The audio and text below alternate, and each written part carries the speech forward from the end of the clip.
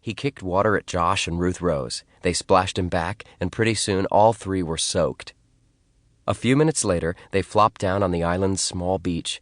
Dink took off his sneakers and wiggled his toes in the warm sand. "Let's eat," Josh said.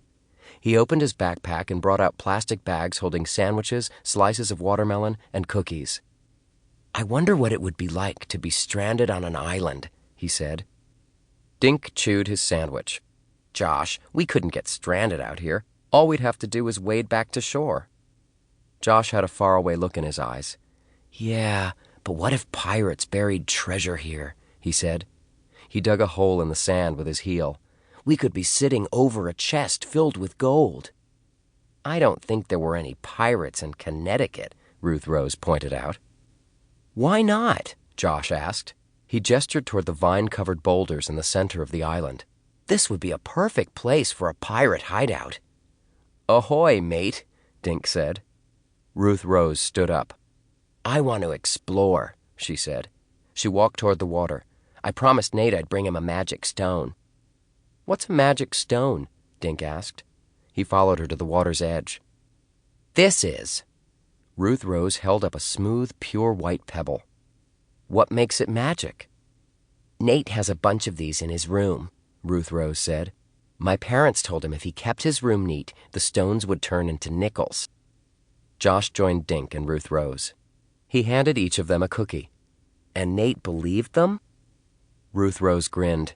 "When Nate cleans his room, Mom sneaks in and takes one of the stones. She leaves a nickel in its place." The kids started walking along the shore. The sun felt hot on Dink's back, so he took off his shirt. "Hey guys, look!" Josh yelled. He was standing over a footprint. "Somebody else has been here." He grinned at Dink and Ruth Rose. Maybe it was Blackbeard. Dink stepped into the footprint. It was twice as big as his foot.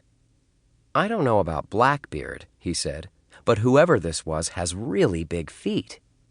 "Look, here's another one," Ruth Rose said, "and another." The kids followed the footprints away from the water. They led toward the boulders at the center of the island. The footprints stopped suddenly in front of a squat, vine-covered boulder. "That's funny," Dink said. "What'd the guy do, jump over these rocks?"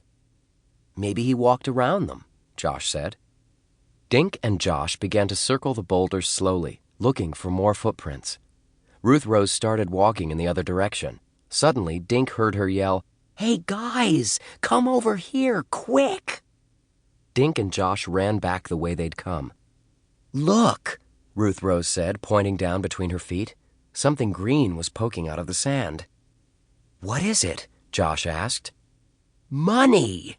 Ruth Rose yelled. Chapter 2.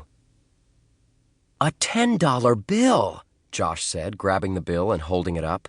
"Wrong," Dink said, plucking it out of Josh's fingers. "Count the zeros."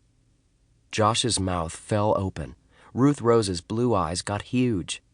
Dink was holding a $100 bill. $100, Josh squeaked.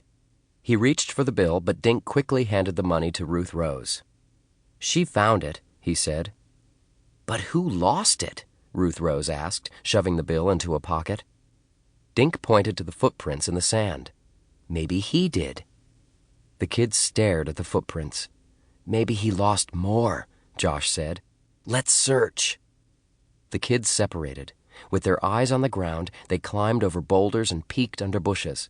They found plenty of poison ivy, but no more $100 bills. "Hey guys, look at this," Dink called from near the water's edge. Josh and Ruth Rose ran to where he was standing. Dink pointed to a long patch of sand that was perfectly smooth. It looked as if someone had scraped a board over the sand, flattening all the little bumps. "I'll bet somebody came out here with a rowboat," Ruth Rose said. "This must be where they dragged it up on the beach." "I wonder if the same person who brought the boat made those footprints," Dink said, pulling his T-shirt back on. "And dropped that $100 bill," said Josh. Ruth Rose patted her pocket. "I don't know, but we have to try to find him." "Why?" Josh said, grinning. "Think of what we could buy with that money. Split 3 ways, of course." "Forget it, Josh," Ruth Rose said. "The money isn't ours."